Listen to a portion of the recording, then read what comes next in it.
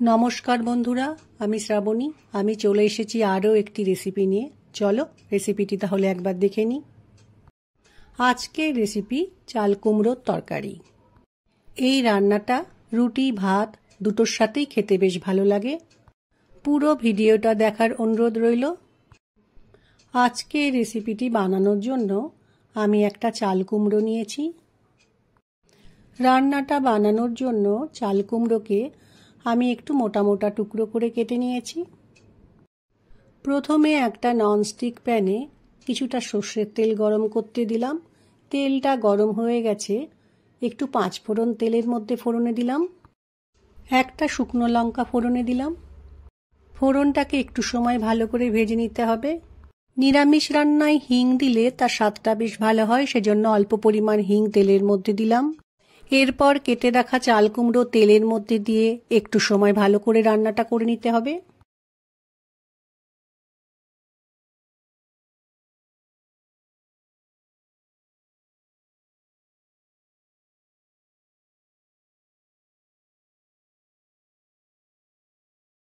কিছুটা সময় রান্নাটা করে নেওয়ার পর রান্নার মধ্যে পরিমাণ মতো নুন দিলাম, পরিমাণ মতো হলুদ গুঁড়ো দিলাম।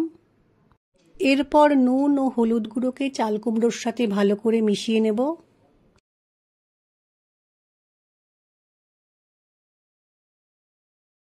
ঝালের জন্য কাঁচা লঙ্কা কুচি চাল কুমড়োর মধ্যে দিয়ে দিলাম।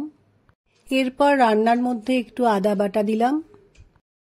আদা বাটা এবার রান্নার মধ্যে ভালো করে একবার মিশিয়ে নিতে হবে।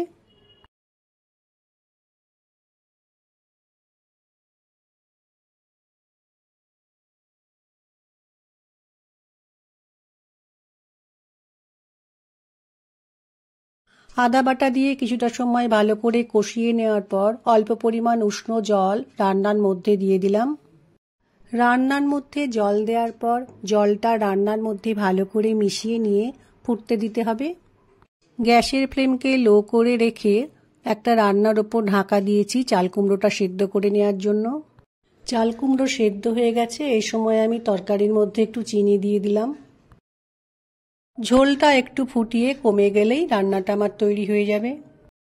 আমরা তো অনেকভাবেই চাল কুমড়োর তরকারি রান্না করে থাকি।